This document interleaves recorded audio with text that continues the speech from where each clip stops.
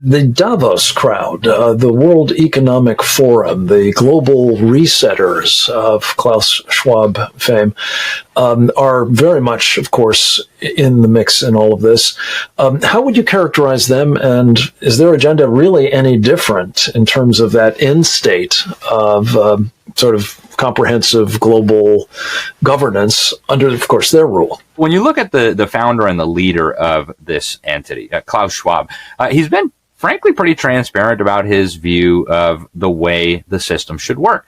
He calls it stakeholder capitalism, where instead of having companies that are owned by people serving the interests of shareholders by satisfying the needs and the wants of customers, which is the essence of a free market system, you have to produce what people want better or cheaper or with more diverse options than your competitors. And this results, of course, in a massive production of wealth. So Klaus Schwab has publicly articulated a radical restructuring of that system to what he calls stakeholder capitalism, where all the different stakeholders would have a stake and a say in the operation of that company. And it sounds very sophisticated and very complicated, and I think it's meant to intimidate normal people. But when you actually boil it down to its essence, it is really just fascism. You're talking about, when he lists the stakeholders, the first one he mentions repeatedly is governments. So companies then should serve the interests of governments. And actually, that's exactly what Benito Mussolini outlined when he described fascism as the merger